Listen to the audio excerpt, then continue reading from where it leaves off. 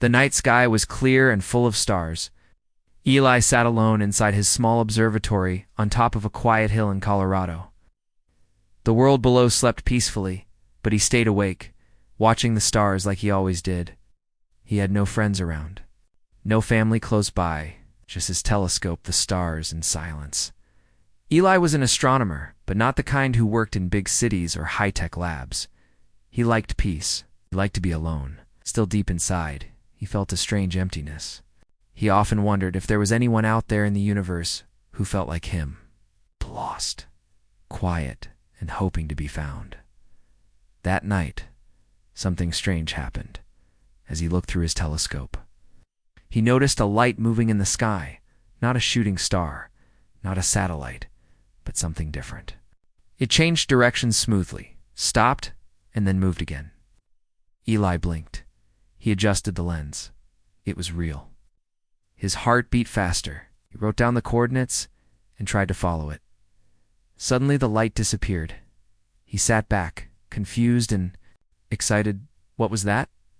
A new spacecraft? Strange planet reflecting light? Or something no one had ever seen before?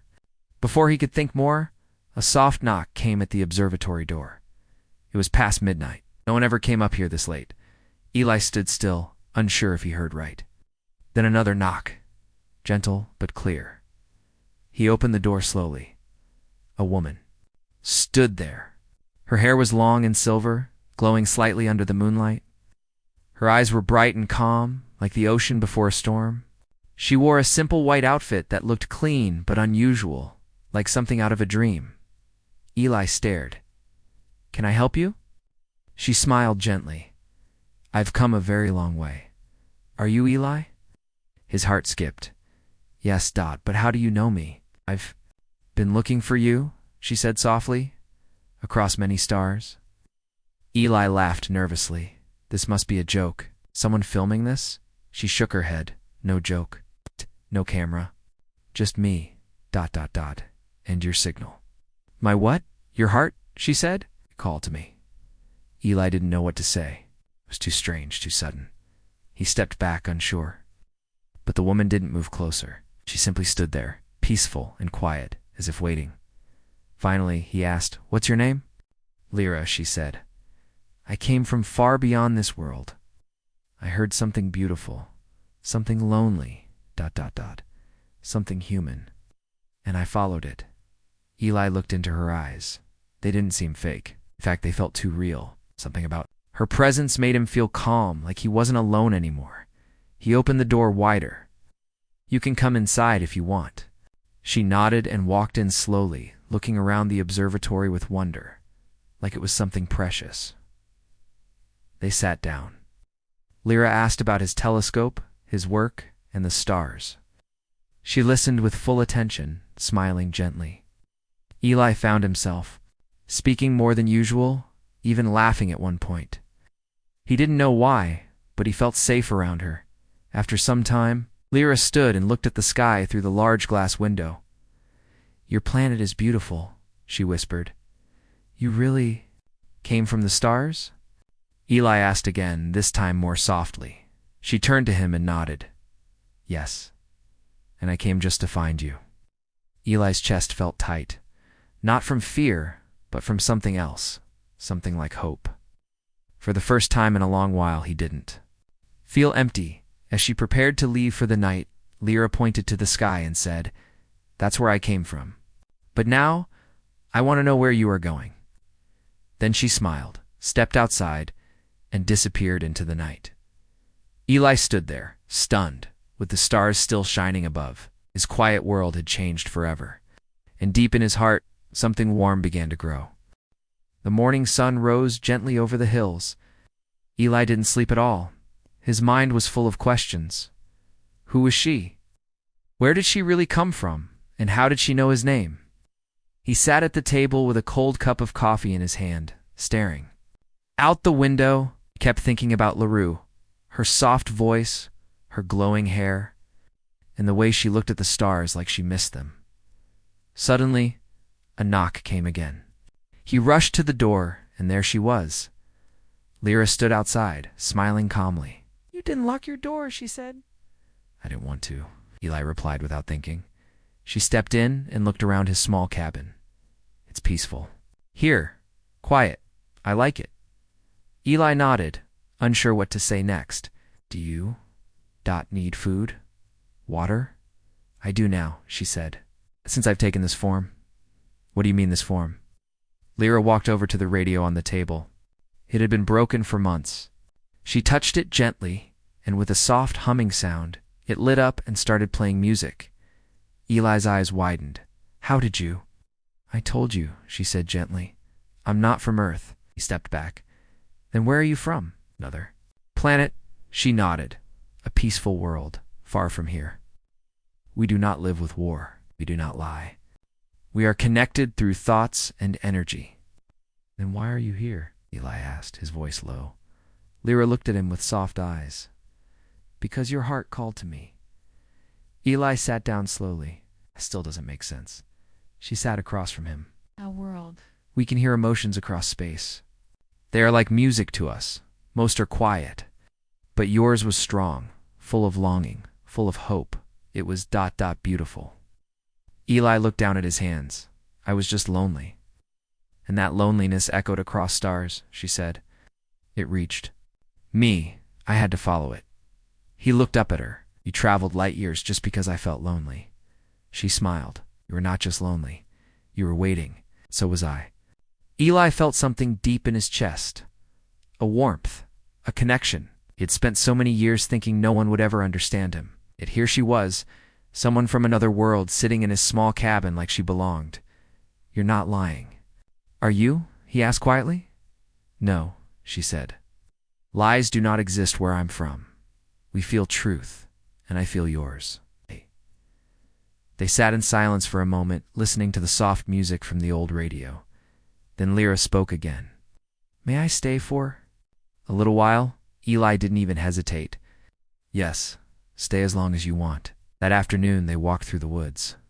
Lyra touched trees gently, smiling at birds, asking about each flower like it was something new. Eli watched her with wonder. She was curious, kind, and full of quiet joy. When they returned, she helped him fix the broken solar panel behind the observatory. She didn't use tools, just her hands and some kind of silent knowledge. It worked perfectly. How do you know all this? He asked. She looked at him. Because I've studied your world for a long time. But books and images are not enough. I wanted to feel it. I wanted to feel you. Eli's breath caught. Feel me? She nodded. Your thoughts, your dreams, your sorrow, your hope. That is what makes humans special. The stars appeared. Again, as night returned, they sat side by side outside the observatory, looking up in silence. Finally, Eli asked, Will you have to go back? Lyra looked at the sky. Maybe, but not yet. I haven't finished learning what it means to be human. Eli turned to her. Then let me help you. She smiled, and for the first time, she looked truly happy. Thank you, Eli. That night, he watched her fall asleep in the guest room. As he stood by the door, he whispered to himself, She's not from this world. Maybe she's exactly what I've been missing. The days began to pass slowly, but softly. Eli and Lyra spent their time walking through forests, watching stars, and sharing small things, music, books, and memories. It felt peaceful, but deep inside, Eli carried a question he couldn't ignore. Why me? One morning, as golden light poured through the windows, Eli made breakfast eggs, toast, and fruit. Lyra watched carefully, her eyes filled with wonder. She copied his movements, learning how to hold a spoon, how to pour milk, and even how to burn the toast a little. I like the smell, she said, laughing gently. Eli smiled, but his thoughts were still heavy. Later, as they sat outside, watching clouds move across the sky, he finally asked her what he'd been holding back. Lyra, he said quietly, can I ask something real? She turned to him. Of course. Why me? Out. Of everyone on this whole planet. Why did I call to you? Lyra paused. She looked up at the sky for a moment, then back at him. Her eyes held something deep, like sadness mixed with love. In my world, she began, We are born into matched paths. We do not choose.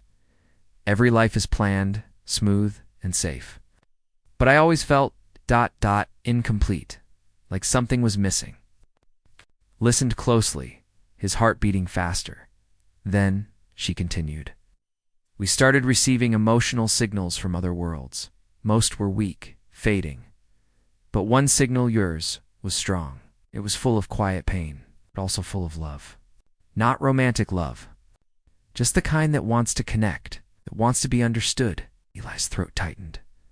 You were not the only one who was lonely, Eli, she said softly. I was too. And when I heard your signal, I felt something I had never felt. Before, I felt alive. Eli looked down, unsure how to respond. But I'm nobody, he whispered. Just a guy with a telescope and an old radio. You're from another galaxy. You could have met kings or scientists or someone better. Lyra reached out and gently touched his hand. Better, she repeated. You saw beauty in the stars before anyone told you to look. You stayed kind even when the world was cold. You sent out your emotions not to be rescued, but just to be felt. That is more powerful than any king or genius. Tears filled Eli's eyes, though he tried to blink them away. I didn't think anyone would ever understand me, he said. I do, Lyra whispered, because I came from the stars. And still, I found home in your heart. They sat quietly for a while, the wind gently brushing past them. Birds sang in the trees, and the sky shifted into soft blues and pinks. Later that evening, they went to the edge of the hill to watch the stars rise. Lyra stood with her arms open, feeling the night wind on her skin. Your world is noisy and messy, she said, but it is also full of feeling. That's something we lost long ago, Eli asked. Can you ever go back? I can, she replied, but if I do ... I may never feel again. My people value order, not emotion. They will not understand what I found here. Then stay, Eli said softly. Lyra turned toward him. Even if I stay, I'll need to give up everything I was. I would need to become something new, something ... human. Eli stepped closer. I'll help you. If you want to feel, to live, I'll walk every step with you. Her eyes shimmered. Then maybe, she whispered, we were both searching for the same thing, and didn't know it. In that quiet moment, under the blanket of stars, they stood close-knit, as alien and human, but as two hearts that had somehow found each other in the vast silence of space. A week passed and life became soft and warm. Eli and Lyra shared each day like it was a small gift. They laughed while planting flowers in the garden. They read books under the sun. They watched stars from the observatory every night. But peace doesn't always last. One afternoon, Eli and Lyra went to the nearby town. It was the first time she had been around so many people. She wore a simple dress and tried her best to act like everyone else. Eli stayed close, guiding her with small whispers and gentle smiles. They bought groceries, visited the bookstore, and even had lunch at a tiny cafe. Lyra looked around with curious eyes, enjoying every sound and smell. She smiled at a little girl who dropped her toy, and when she bent down to pick it up, something strange happened. For a moment, her hand shimmered with silver light. It was quick like a soft flash, but someone saw it. A man sitting near the counter stood up, staring. Did you see that? He whispered to his friend. Her hand, it glowed. Lyra quickly pulled her sleeves down. Eli saw the look in her eyes, fear. They left the cafe quietly. Back at the cabin, Lyra sat on the couch, holding her hands tightly. I made a mistake, she said. I forgot to hide it. It's okay, Eli said, sitting beside her. Maybe they'll think it was a trick of the light, but she shook her head. My people, you're always watching. If they notice the signal here changed, they may have already sent a search. Eli frowned. What kind of search? A recall signal, she whispered. A message that pulls us back. If I ignore it, I may be cut off forever. Eli looked at her. Do you want to go back? I don't know, she said.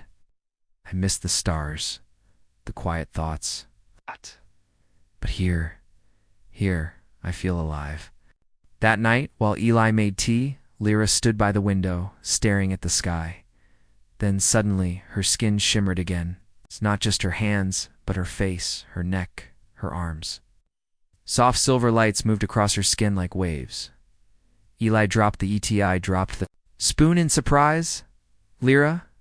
She turned to him, her voice low. It's happening. The signal has found me. A soft hum filled the room, like a vibration in the air. Lyra closed her eyes. Body began to float an inch above the ground. Leah ran to her, grabbing her hand. Don't go, he whispered. I'm not going, she replied, tears in her voice. I'm trying to stay. The lights faded after a few moments, and she slowly lowered back to the floor. Her knees shook. Eli caught her in his arms and helped her sit down. She looked at him, eyes full of pain and love. They know where I am now. I won't be able to hide much longer. Then we'll leave, Eli said. We'll go somewhere quiet. Somewhere they can't find us. She shook her head. They can find anyone, anywhere. Eli held her hands tightly. Then we faced them together. Lyra took a deep breath. I only have one choice. If I want to stay, I must begin the anchoring. It's the only way to become fully part of this world. But once I do it, I can never return home. He stared at her, heart pounding. And if you don't, they will take me, she whispered. I'll forget everything, even you. Silence filled the room. The wind outside touched the window like a soft warning. Then Eli said, whatever it takes, I want you to stay. Not because you have to, but because you want to. Lyra smiled through her tears. I do. And in that quiet moment between two worlds, she made her choice not to run, not to return, but to begin a new life. Right here. Him. The next morning was quiet.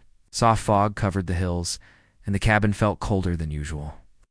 Eli wrapped a blanket around Lyra's shoulders as they sat near the window, watching the world wake up. But inside, something heavy was building. They both knew her choice could not wait anymore. Lyra turned to Eli. It's time, she whispered. I must begin the anchoring today, or I will be taken away. Eli nodded slowly. He didn't fully understand how the anchoring worked, but he knew what it meant. She would no longer be connected to her starborn people. She would become part of Earth truly and forever. There was no going back. What do we need? He asked gently. Lyra smiled. Nothing but time, trust, and you. They walked to the old stone circle near the edge of the forest. It was a place Eli had found as a child, a ring of moss-covered rocks that felt special, though he never knew why. Lyra stood in the center. Her silver hair glowed in the morning light. I will use this place, she said. The energy here is calm, and you will stay close? Always, Eli said. Lyra closed her eyes. She began to hum softly at first, then deeper. The air around her shimmered. Body lifted a few inches off the ground. Light flowed from her skin, wrapping her in gentle waves of white and gold. Eli stepped back, but never took his eyes off her. As the light grew stronger, Lyra's face showed pain. Her hands shook. Her voice trembled. It hurts, she whispered. Eli ran to her side. Then stop. You don't have to do this, but she shook her head. Yes, I do. If I stop now, I'll lose this chance. I'm not afraid. As long as you're here. He held her hand, even as the light stung his skin. He didn't care. He only cared about her. Lyra's breathing grew heavy. Her body began to change. The silver glow faded, slowly replaced by soft human warmth. Her skin became pale like snow. Her heart beat stronger, louder. Her eyes closed and tears rolled down her cheeks, not from sadness, but from feeling everything at once. When it was done, she fell into Eli's arms. Weak and shaking. It's over, she whispered. You did it, he said, holding her tight. You're here. You're really here. Lyra looked up at him, smiling gently. I chose Earth. I chose you. They walked back to the cabin slowly. Eli carried her part of the way, and she didn't protest. The anchoring had taken much of her energy, but she looked peaceful, like someone who had finally found home. For the next few days, she rested. Eli stayed by her side, making soups, playing soft music, and telling her stories about Earth. Lyra listened closely, touching his hand now and then, her smile soft and thankful. One evening, as the sun dipped behind the hills, she sat up and said, "Tell me something only humans understand." Eli thought for a moment, then said, "Hope. Even when things seem impossible, we still hope." Lyra nodded slowly. "Then I am human now, 'cause I hoped, and I found you." That night, they stepped outside. The sky was clear, full of stars. Lyra looked up at them one last time, not as someone who belonged there, but as someone who had left them behind. She took Eli's hand. "I will miss the stars, but not as much as I would have missed you." Stood in silence, hearts beating together, as the sky watched quietly above. Somewhere far away, her people may have noticed the silence where her signal used to be. But on Earth, her heart had found its new voice, and it spoke only one Namel. The days after Lyra's anchoring were different. She was still herself, gentle, curious, and full of quiet wonder, but now she felt things more deeply.